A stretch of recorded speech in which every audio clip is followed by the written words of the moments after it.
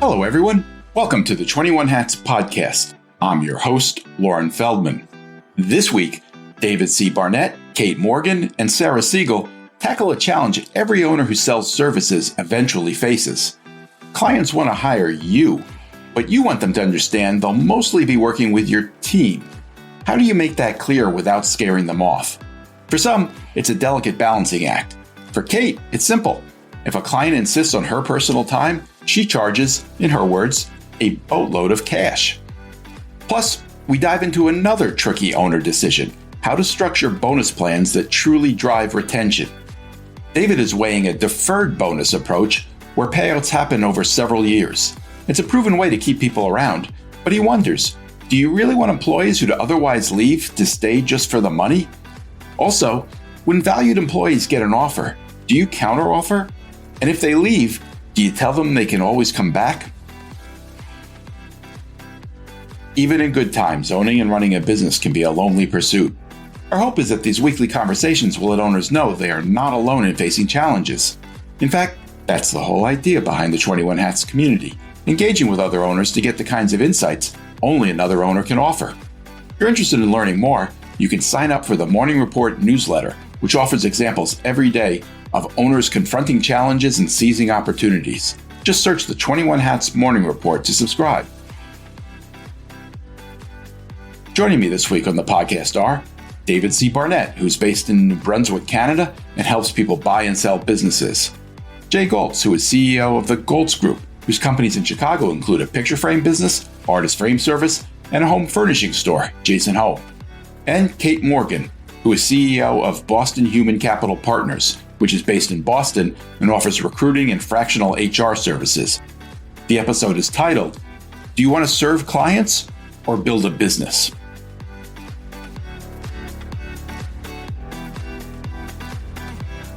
Welcome, David, Kate, and Sarah. It's great to have all of you here. I want to start today by talking about retaining employees. There's been a lot said of late about what's come to be known as job hugging. As the economy has weakened, employees have been far less eager to jump ship than they were in recent years, especially during the Great Resignation period. And yet, clearly you can't assume that your best employees are just going to stick around forever. Sarah, you've been through this recently. Can you tell us what happened in your situation? Yeah, I'm happy to share. My company has only been around we're hitting our 8th year. We're going into our 9th in January. People's tenure, over any period of time is significant. But I had a woman who had started with me as an intern and had been with me for the last 4 years. She has departed. Her last day was on last week for a great new job, and I'm really happy for her. But, I'm also really sad for me. I did not expect her to, stay on forever. And I knew that at some point it would happen, but you're never prepared for it because, you're never prepared, but yet you should always be prepared for it. I live in a really expensive city, and I'm a smaller agency without really big budgets, and we don't do a lot of tech clients, which give you lots of retainer money.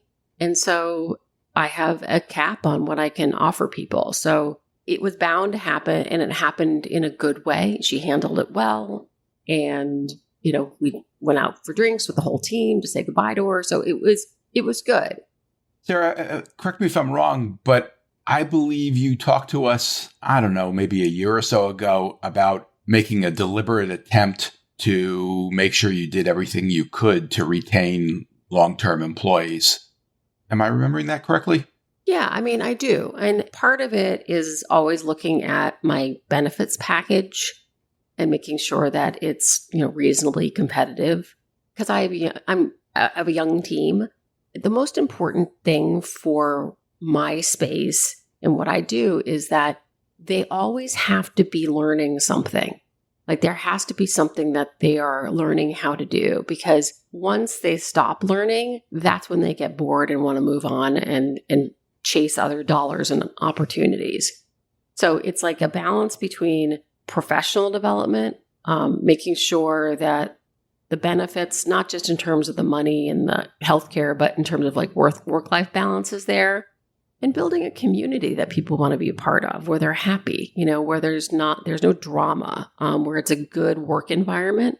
I think that all those things build into a long-term relationship with employees.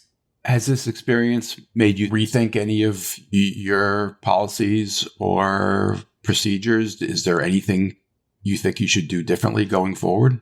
That's a good question. I don't know that I would try to make her stay or counter the offer, because I think that it was also time for her to challenge herself in different ways. I did say, you don't like it, call me up, you can come back. But it also reinforces the way that I've really tried to manage my business after having some times when I didn't do things so well. There are a couple clients that love her, love her. But the clients had understood that she was part of a team, and she was very good about following protocols of not having one-on-one interactions and communications with clients, that everything was brought back into the team alias. And that way it was never about just one individual having the relationship with the client. It was always about the team. I had made that mistake a number of years ago where I had a team member who really was the point of contact for this client. They weren't a big client, but they were a long-term client. And I actually had to downsize because of because of the economy, changing client scope, all that kind of good stuff. And I downsized and let her go. And then my client, who I had, let us go and hired her. Because the relationship was not really with the agency, it was with that individual. And so I've really tried hard not to make that mistake again. And I think I've been pretty successful. How do you avoid that mistake? What do you do differently? Well, I just keep trying. It's reinforced. A client texts you on your phone, say, answer them in the group chat. A client emails you individually, add the alias back on. That is your job. I'm paying you to do that. I'm not paying you to have these side conversations. It's the hit by the bus rule. I need to know what's going on, so that way you get hit by a bus, I'm looped in. I can't be surprised. Every once in a while it comes up where somebody has made an arrangement, and I'll be like, oh, okay, where's that conversation? I'll jump in and explain that we can't do that. And they'll be like, oh, well, we just talked about it on the phone. No. You talk about things like that on the phone, it has to be sent in an email saying, hey, thanks so much for the conversation. We discussed this, looping in the team so we can move forward with this. That has to be done. Dave or Kate, are either of you doing anything differently these days to address employee retention? I've been very fortunate. I have 2 people who've been with me for 13 years. I have more that have been, 5+ years. So I really look at it, Sarah's kind of addressed this, is you have the motivational hygiene theory and making sure that you have a balance of both the intrinsic motivators and the extrinsic. And in a professional services environment, it's really difficult for us to compete, particularly with VC-backed companies when they're paying $150,000 for internal corporate recruiters. That's what I'm up against. So I have to really layer in, because I can't afford to pay that. I have to layer in things that they grow from and feel like they have purpose and meaning. So that's really what I've been always focused on, is having that balance. But also I work very hard on making sure that it works for their families. So even from way back when I first started, I would have club trips, and I'd always invite the significant others, because that helps to reinforce them to stay on board, as opposed to wanting to jump ship and risk themselves going internal to another company. How about you, Dave? Great question. I don't have a very big team. I think what I've been trying to do, because I'm aware of the kind of investment I need to make in getting people up to the performance level that I need them. Some of my analyst staff really need 1.5 years with me before they're able to execute on the files the way that I want them to. And I know that I have to make sure that I hire the right person. And so what I've been trying to do is not just find people that are qualified, but find people for whom the position's a really great opportunity that I think they'll find exciting and worthwhile and want to be a part of for a long time, just so that we can have enough of an opportunity to let the relationship blossom and for me to get a positive ROI on investing in their development. And so far, you found that to be working for you? Yeah. I mean, when it doesn't, I'll let you know. Please do. It is heartbreaking, though, Sarah, when you invest so much in somebody and they leave. I know, but you kind of have, you have to be an idiot not to expect people to eventually leave. So I don't know. I think I'm always kind of just preparing myself for that moment. Oh yeah, when you get the, hey, can we have a one-on-one? And you're like, oh God, they're in my stomach. Yeah. No, my worst. So I have this thing, like, if you put time on my calendar, I have to know why you're putting time on my calendar. Yes. And so, like, as soon as somebody puts time on my calendar for just me and them, like, I'm like, that's what she did. She put time on her calendar. I messaged her on Slack. I was like, do I need to know something? And she's like, I think you know. I think it's something that you don't want to hear. I'm like, oh no. I was working at home. I went down to my kitchen. I'm like, Emily's leaving. I hope it's good. But the cool thing about it is it's a good place. Like, I'm really excited for her. Like, it's a cool job. It, makes me look good in that, like, I've developed people that this fancy company wants to hire. So, like, yeah, I'm good with it. She did it well, timing wise, in terms of our staffing. She didn't leave us in a hole, but I've had people do that before. I had one woman, and I'm sure I lamented about it on this podcast years ago, who went on vacation and then supposedly worked remotely, but really didn't. And then this is my favorite one, and this has happened multiple times, where I get a employment verification call before the person's even told me that they're leaving. And I'm like, who are you verifying for? And they'll tell me the name. I'm like, oh, interesting. I get the employer. I know something's going to happen. And I called them up. I was like, what's going on? They're like, oh, I was going to let you know the day that holiday vacation started. So, like, the day that we're all on vacation. And I'm like, so you were going to tell me that you were leaving and that was going to be your notice over vacation. So basically making me have to work my entire vacation to find a replacement for you over the holidays. Like, not well done. Like, yeah, wow. That bridge very burned. So when Sarah was first telling us about this, she mentioned a couple of things. I think she said that she did not try to match the offer. And she also said that she did say, if it doesn't work out, you can come back. I think there's kind of different schools of thought as to whether those two steps are good ideas. Kate or Dave? Yeah, well, I can tell you, because we deal with this a lot, right? When we're making hires for our clients and we're talking to the candidates saying, hey, when you give your notice, what do you think they're going to do? Because a lot of times, particularly if they're a highly valued employee, they will have a counter offer to try and keep them. So we're already trying to work with the candidate to mentally prepare them for that and what they're going to do. The very beginning of our conversations, we're really focused in on what their key motivators are. What are those pain points? And we start to pull them out throughout the interview process, because when we get to the end and they get our counteroffer, most of the time they're just slapping a Band-Aid on with money. But the actual reasons why the people want to leave, that won't change.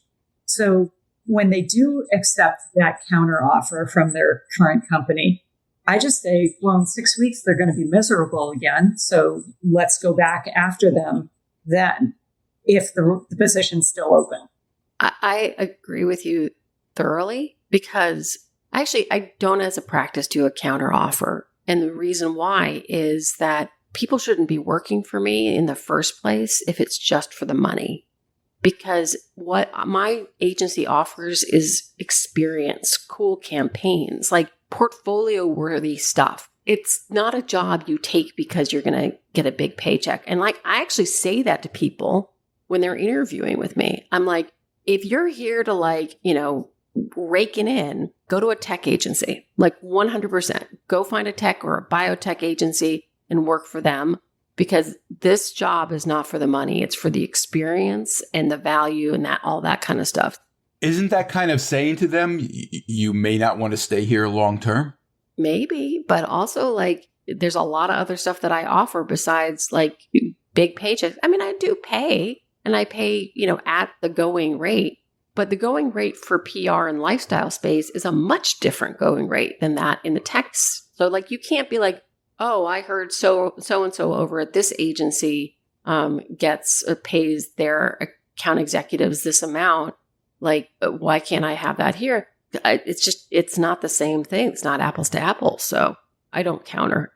If they've already made up their mind that they want to leave, they want to leave. But asking someone back and saying, if you want to come back, I'm not talking about their next job, but down the road. We had this wonderful woman leave, and, I was talking to her casually, and I was like, if you ever start a family and you don't want to, be in the corporate world anymore, and you still want to keep your foot in the door, let me know. You're really smart and would be of value even on a, part-time basis. Dave, how do you think about either matching offers or telling someone, if it doesn't work out, you can come back? Well, I'm fortunate. I haven't been in the position very often where I've had to make this kind of choice, but I've got a similar scenario that I've been thinking about, because we're getting to the end of the year. And so I've been doing some reading about different kinds of bonus plans, because I'm thinking for 2026. And one of the ideas that I came across was the idea of a deferred bonus program. And the idea is that if certain goals are achieved, for example, in 2026, then a bonus is earned, but it's paid out over a couple of years. And so in order for the person to collect the entire bonus, they then have to be with the company.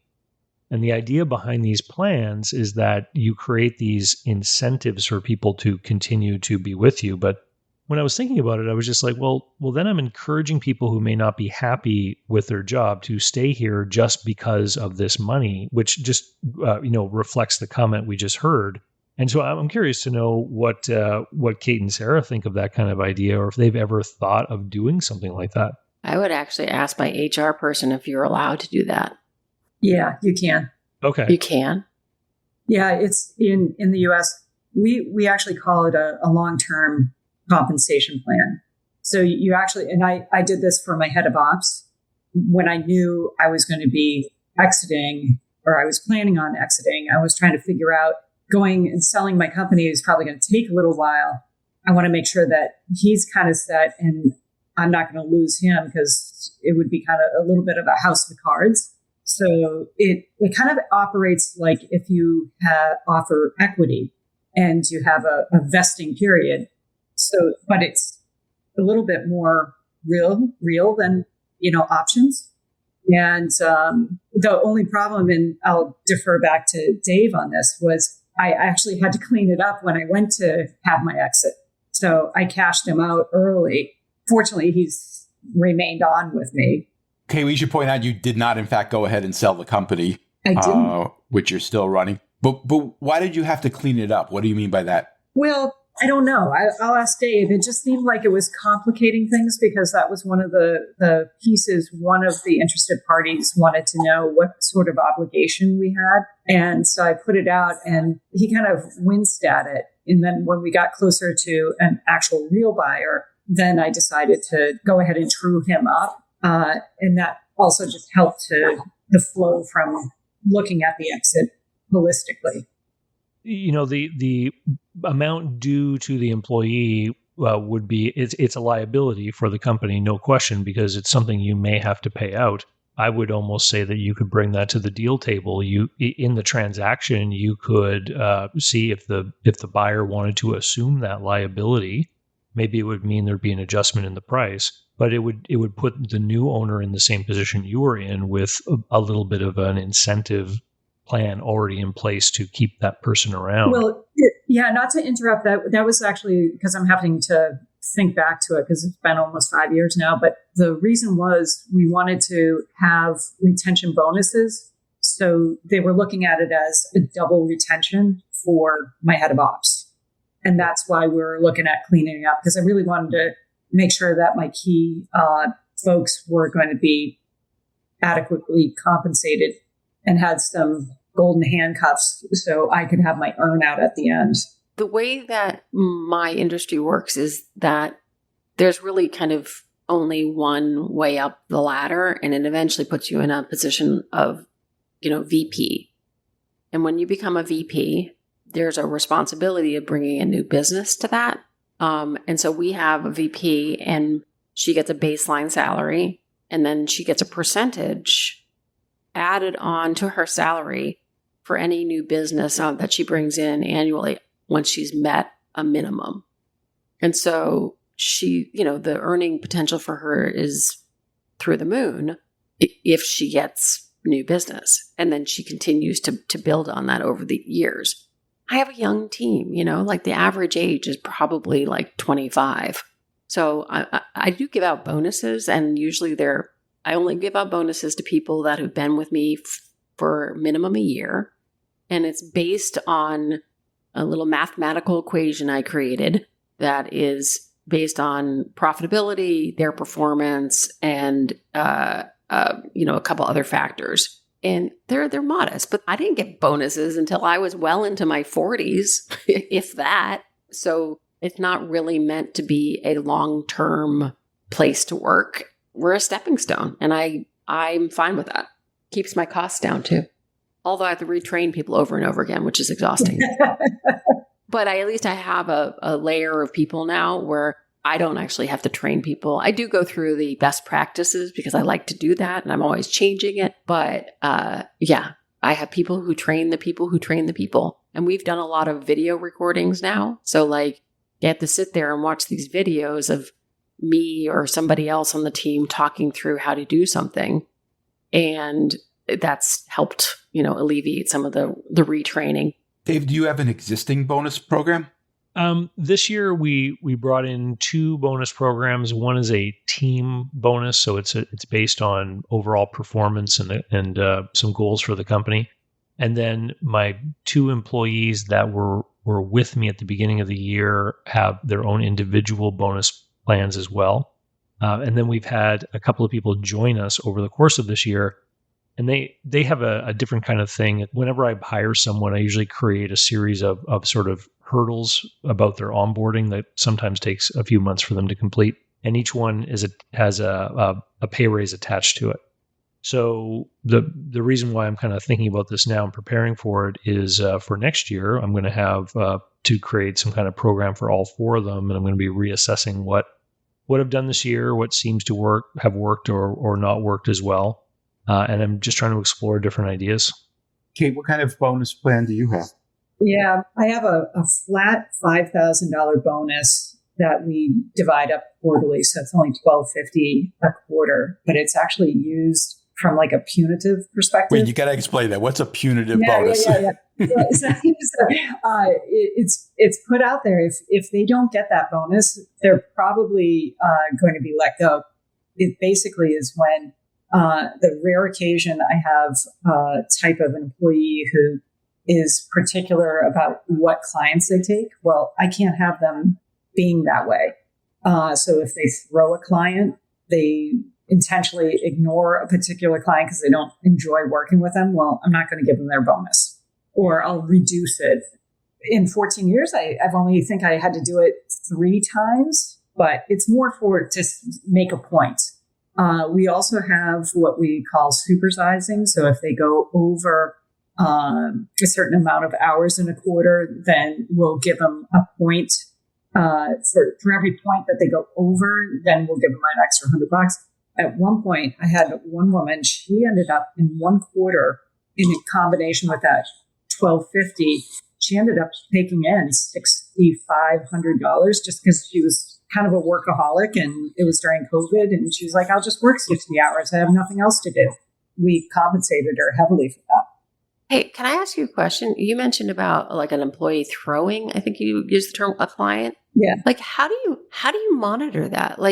I'm very aware of watching how my clients are relating to people on my team and how my team is relating to a client. If I hear too much complaining about a client, I'm like, okay, we need to have a conversation about this because you're souring the water for the entire team if they hear you, especially if you're at a higher level talking badly about a client. And I'm just curious, how do you make sure that they're not throwing work out the door? Yeah, well, it's all because of our scorecards. So we're tracking everything that they do. Like, it sounds like we're micromanaging, but we're not. It's just they have to be sourcing in order to get the lines in the water. We have to see them actually going and trying to recruit people. We have their pipeline reports. So it's all right there. And that's where the conversations come. Kate, I want to go back to that $5,000 a year bonus that you pay, which I think some would argue is not really a bonus, or potentially not an effective bonus in the sense that it's not a reward for performance. It's something that the employees are clearly, based on what you've told us, get used to and expect. They know that if they don't get it, that's a bad sign. As you said, it's kind of a punitive situation as opposed to a reward for performance. Why did you structure it that way? And do you think it's been effective? So I'll answer first that yes, it's been very effective because it really does cue people in if they're in a danger zone. I tell people when they get hired, expect this as long as you don't, do something wrong. So I think it is very effective. But then it's not a bonus. It's just part of their compensation, right? Yeah, pretty much. And I'm super happy with that. And then I tend to do a lot of just random spot bonuses as well, because ultimately, when you look at the psychology of bonusing folks, it's more impactful to give people a bonus, a spot bonus, as opposed to giving them just a simple raise.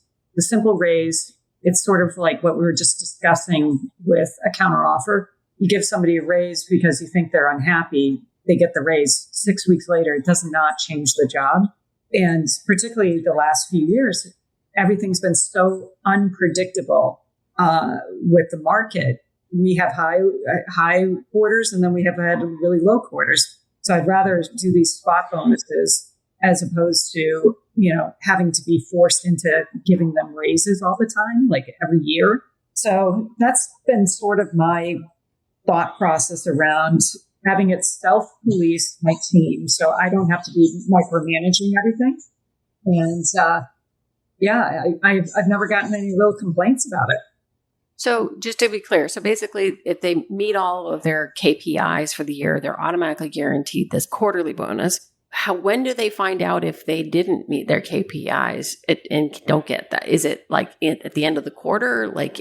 Are they given warnings? We start the conversations right out of the gate when we start to see things start to slip.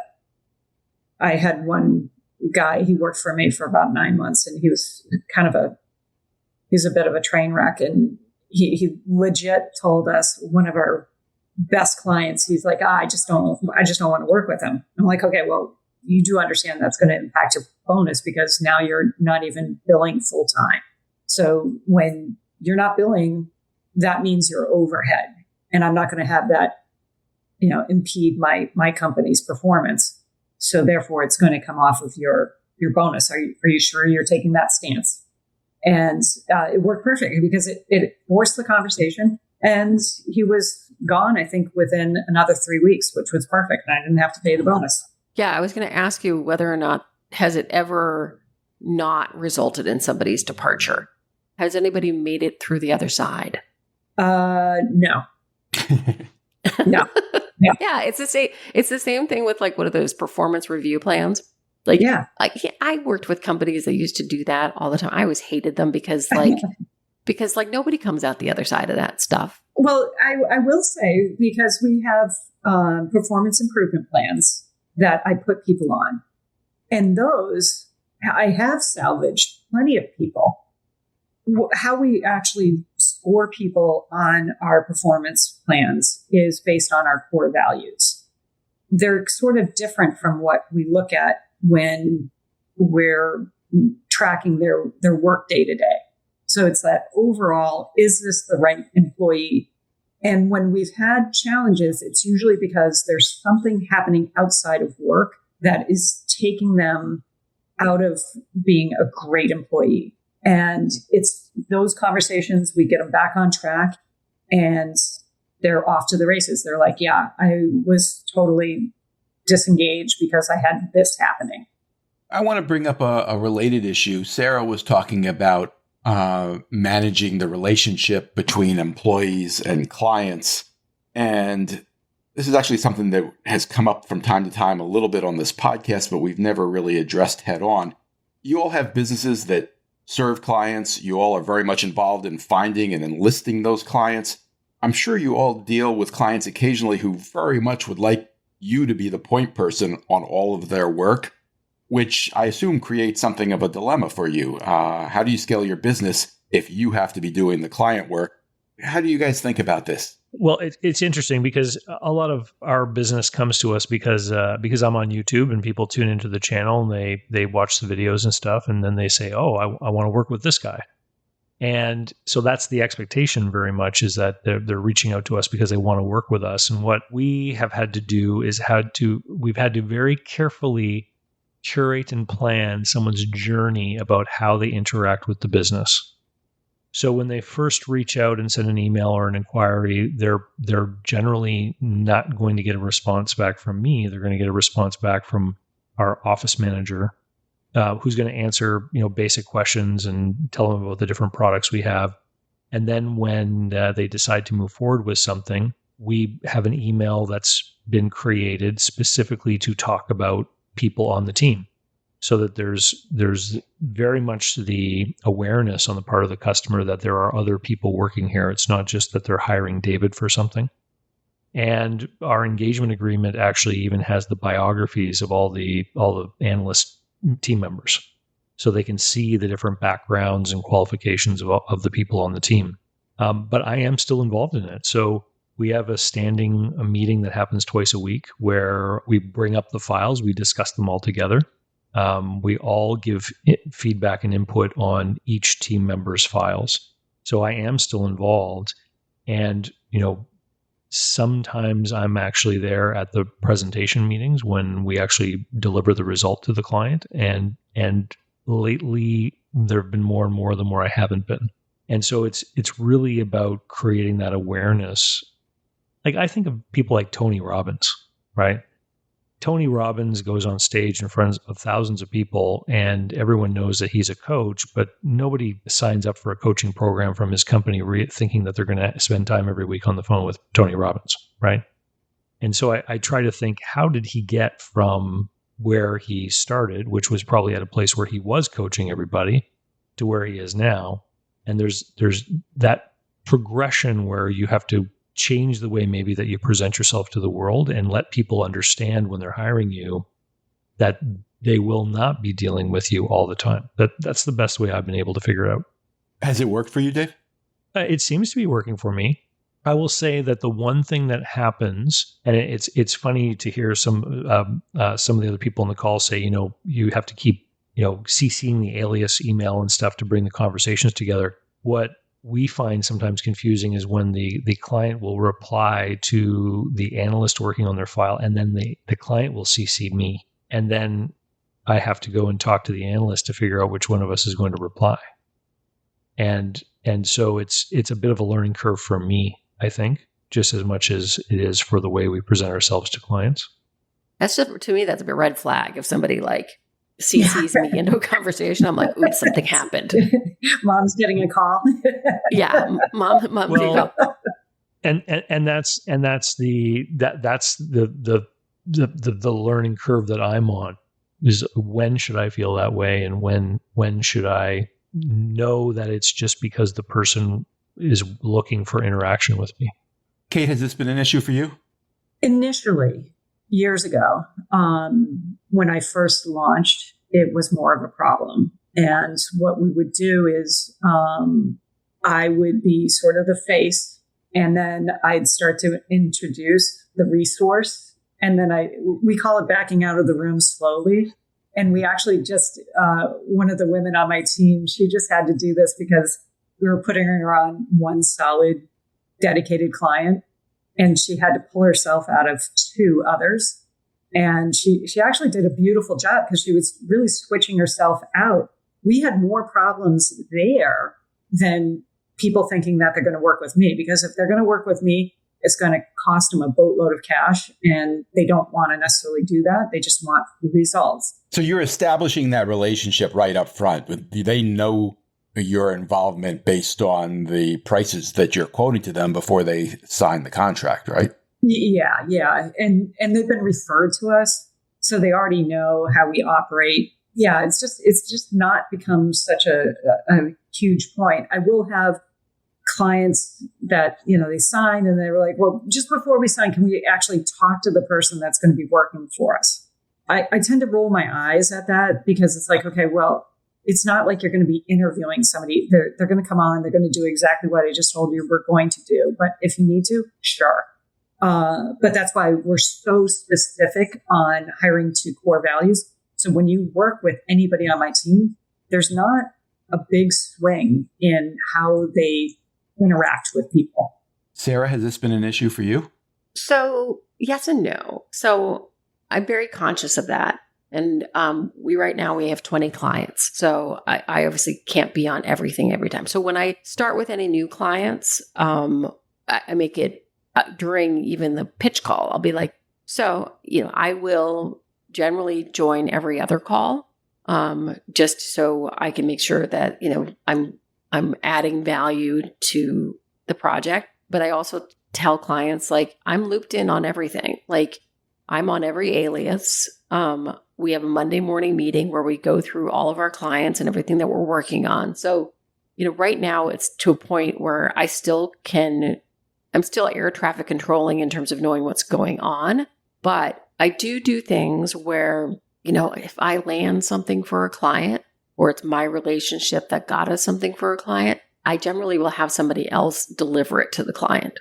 So that the client's going, oh, so-and-so, it landed, like, is telling us about this. Like, they don't need to hear from me anymore. So the more that my team is providing them with value or good news or connections or ideas, the less they care about whether or not I'm there on a call or involved. I think most of them know that I'm here in the background because I chime in on stuff too. And I think that most of the businesses we work with get that, like, I've got a lot of things that I need to do, but I'm still watching what's happening. So I have not had any clients that have been sticky on only wanting to work with me. I have had clients really like working with a particular person on my team. But when we bring new clients in, I'm like, listen, I build your team based on the current demands of what we're doing, So if we're not doing influencers, I'm going to take so-and-so off your team. And if we're doing more social media content creation, I'm going to put more people from that team on your team. Like, we're not going to just give you a team and say, there you go. It's going to be customized to what the priorities are for your business. I think clients tend to have less of an issue. I think it's the founder that ends up having more of an issue of letting go of being in the trenches. And I chair an accelerator program, the EO's accelerator program, and talking to people, like, we do this. And a lot of people start out fractionally and they're in it and they get the dopamine rush because they're able to work with the clients, see the success that they're doing for the client. And then they're going to take that and give it to somebody else. Delegation is a big issue. Like, it doesn't matter if you're the CEO or junior level person. I have a couple people on my team where I'm like, you have people that you can delegate to. I literally had a conversation with somebody the other day and I was like, if I find, I can't have you doing anything admin. Like, you cost me way too much money. Don't do that. Delegate that. And my social team, they're like, okay, we're on the cusp of needing to hire somebody. I'm like, that's great. I'm like, you need to sit down and tell me what are the things that you shouldn't be doing or the things that you're terrible at. And that's the person that we're going to find to hire, right? My whole thing with my team is that, if you have somebody underneath you and reporting to you, your whole job is delegating your way out of a job. So that way, the person above you is delegating their way out of a job. And so there's always this kind of flow. And it's hard with some people. Oh, it's so hard. Kate, I heard what you said about the real issue frequently being that the founder just can't let go of the work. And it's more of a problem with them than it is with the client. But I have to say, I've found this to be a very common complaint among business owners. And I'm wondering how you guys deal with it when you're on the other side of the equation. I hear from owners all the time saying things like, when you try to hire a marketing agency, you get the big guns who come out and they pitch you, but the moment you sign on, you're given an intern. How do you deal with that when you're on the other side? For myself, Yeah. I would anticipate a good business is going to know how to manage their resources appropriately. So I don't think I've been in a situation where I had to really worry about getting the intern or the lackey. That's one thing that I would recommend if anybody is ever looking at a service agency to do work for them. When you're on the pitch call with them, ask that question. Who is my team? Are the people on this call my team? They should be able to answer that immediately. It'd be able to say, these are the people that will be working on your project. That should be part of the process. And you can even, say, listen, on the pitch, in the RFP, when you send it to the company, I want to know exactly who will be working on my account. And that way you have visibility into it. And because honestly, if an agency can give you the same level and quality of services, but have lower level people doing it, they're going to do it because they're going to use their heavy hitters on other stuff. So sometimes the work doesn't need somebody who's a director and a VP level. And, people buy process. So if you can show the client what the process or the tool is that's going to be applied to their situation and how you've been able to create somewhat of a systematized methodology of how you've trained your staff, and that this is, either created by you as the founder or endorsed by you or whatnot, that gives people great comfort. People walk into McDonald's locations they've never been in before, and the reason they do that is because they're already confident they know what the Big Mac is going to taste like, because they believe that the system is robust there for making Big Macs, right? Yeah, and you have to do it gradually. Get your client, from my perspective, get your client to trust the person that you're letting do the work, right? It doesn't have to be like, hey, so-and-so is going to be your point of contact and I'm not doing anything anymore. It can be a gradual transition where you stay with it until you're like, you know what? The client kind of loves you and we're good to go. And I'm going to just be in the background if you need me. Dave, has this been an issue for you much in terms of dealing with vendors that you hire? Geez. No, it hasn't. I have hired some people that have very clearly presented themselves as sort of solo operators, that they're the people who are going to be serving me. And that's exactly how it's played out. But, back to the, expectation setting, I think in other circumstances, it was clear when I was getting involved with a vendor that they were a team and there were other people involved. And I knew that from the outset. That's kind of the example I've been trying to follow in my business, of showing people as soon as they start engaging to hire us that it isn't just me. There's a team here. So Lauren, I hire outside resources as well. And I was having a conversation just yesterday with a technical firm to do some work. Lovely conversation with the lead person. But my question was, okay, if we work with you, who's going to be the person that we're going to work with? I asked questions like, where are they based? Do you have anybody on the West Coast? Because we're on the West Coast. And I was like, do you have anybody who's a woman? My whole team is female, not by design, but just happenstance. All of a sudden, having some random engineering guy from Poland might be a little bit weird if they just start popping up on calls. So I want to ask the question of do I have options in terms of having a conversation with the person, whoever it is, just to make sure that they're going to be a right fit for our company vibe? I feel like I can do that if I'm paying them. And how did they respond? Well, they responded to say that it would be somebody probably in Poland, and that she would put in a request for me to have that option of selecting the right fit. So I will follow up on that because that's important. Like our calls, our relationships with our clients is pretty intimate. And like, I can't just have some random person who I've never met just start joining things. So I need to sit back and reconsider that. So maybe it's less about having them join the calls and more about like just being a resource for us, for the team, and then going from there. But yeah, it's just something to think about. Like I have to make sure that whatever I do is not going to be disruptive to my client experience. All right. Well, since I'm interested in retaining all of your services long term, I would like a bonus. You're all getting bonuses this year. But for now, my thanks to David Barnett, Kate Morgan, and Sarah Segal. Thanks for sharing, guys.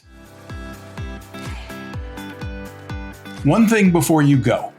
Everything we do at 21 Hats is created by entrepreneurs for entrepreneurs to help us all learn together. If you get something out of listening to these podcast episodes, consider joining the conversation. You can do that by joining the 21 Hats Sounding Board, a Slack channel where you can tap the wisdom of a very smart crowd, or by becoming a founding member and joining our monthly Zoom forum, where you can be part of conversations much like the ones we have on the podcast. You can sign up for both by subscribing to the Morning Report. If you have any questions, you can email me at lauren@21hats.com. And if you get something out of this podcast or out of the Morning Report, please tell a friend, tell an enemy, tell every business owner you know. Your word of mouth, owner to owner, will always be the most effective way to build this community for all of us. Thank you. It means a lot. This episode was produced by another entrepreneur, Jess Stuberon, founder of Blank Word Productions. Thanks for listening, everyone.